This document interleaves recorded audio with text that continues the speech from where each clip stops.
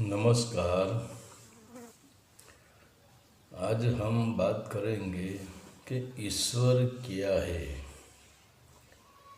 हम ईश्वर किसको कहते हैं, हम भगवान किसको कहते हैं, हम देवी देवता किसको कहते हैं।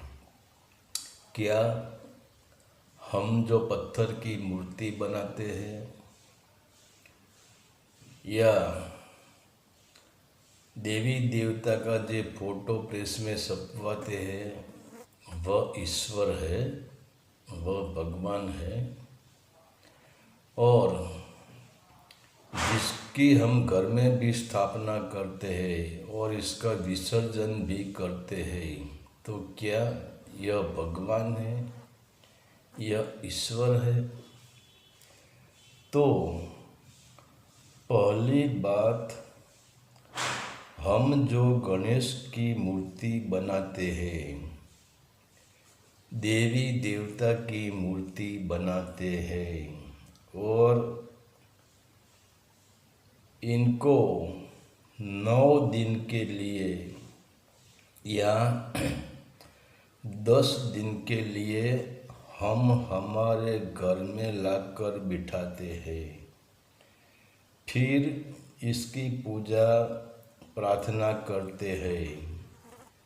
फिर 10 दिन के बाद इस मूर्ति का हम विसर्जन कर देते हैं, जल में डाल देते हैं। जल में इस मूर्ति को हम जल में धक्का दे देते हैं, जल में डुबा देते हैं। तो क्या यह मूर्ति ईश्वर, देव या देवी हो सकती है? बिल्कुल नहीं, क्योंकि मूर्ति को बनाने वाले तुम हो, मूर्ति की पूजा करने वाले भी तुम हो और मूर्ति का विसर्जन करने वाला भी तुम ही हो। तो जो मूर्ति तुम्हारी बुद्धि से तुम इसको रूप दे सकते हो, तो वह रूप तो तुम्हारा हो गया ना। तुम्हारी बुद्धि वह मूर्ति को रूप देते हैं। कैसा इसका फेस कैसा बनाना है, इसका फेस, इसकी आँख कैसी रखने की है, इसका मुंह कैसा रखने का है, इसकी नाक कैसी रखने की है, इसका कपाल कैसा रखने का है। यह सब तो बुद्धि काम करती है और बुद्धि के माध्यम से हम मूर्ति बनाते हैं। तो वह तुम्हारी बुद्धि हो गई। फिर वह मूर्ति के तुम्हारी इच्छा से बैठाते हो। तो बैठने में भी मूर्ति की इच्छा नहीं, मगर तुम्हारी इच्छा काम करती है। तुम इस मूर्ति को जैसे रखो वैसे वह मूर्ति रहती है।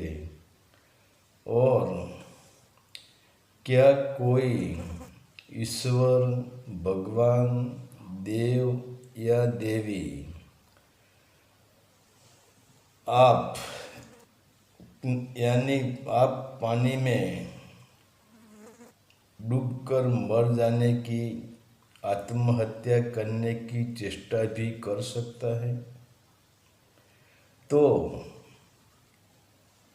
ये पानी पे से ही हमको पता चलता है कि यह भगवान नहीं है, यह ईश्वर नहीं है।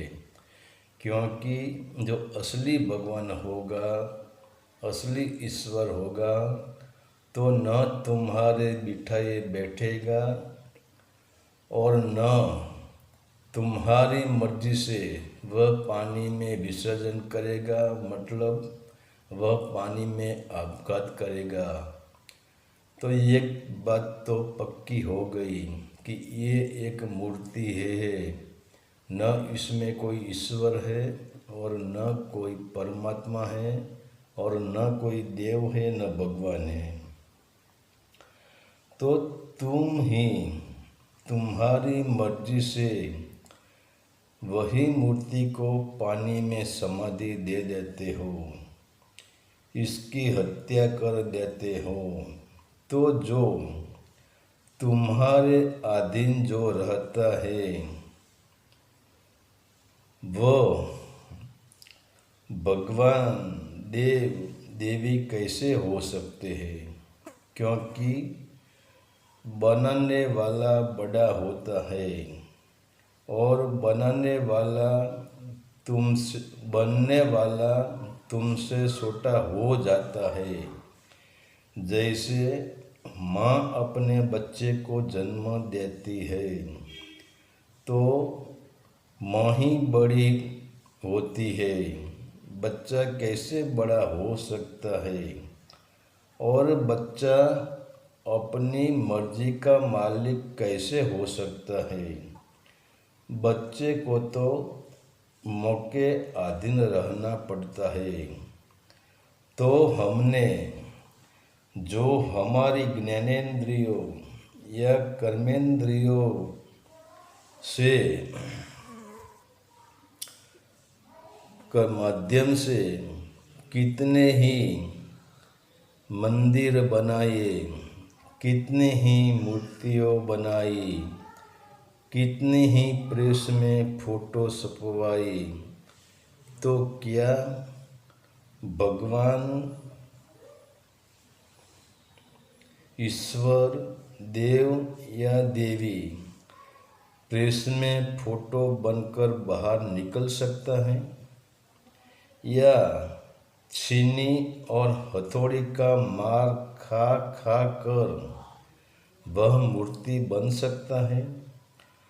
तो न मूर्ति ईश्वर है न फोटो ईश्वर है। यह पूरा खेल हमारे मन का है। मन ही कागज को ईश्वर बनाता है और मन ही पत्थर को मूर्ति बनाता है। जैसे एक कागज का टुकड़ा जिसे हम रद्दी कहते हैं, अगर इस कागज के टुकड़े को हमने 500 रुपये का नोट बना दिया तो वह कागज का टुकड़ा पूरे भारत में दौड़ेगा, पूरे भारत में चलेगा। मगर वह कागज का टुकड़ा 500 की नोट बनकर हमारी मर्जी से दौड़ रहा है, इनकी मर्जी से नहीं। अगर हमें 500 की नोट को चलन से बंद कर दिया तो वह कागज का टुकड़ा इस नोट फिर रद्दी हो जाएगी, फिर वह नोट एक कागज का टुकड़ा हो जाएगी।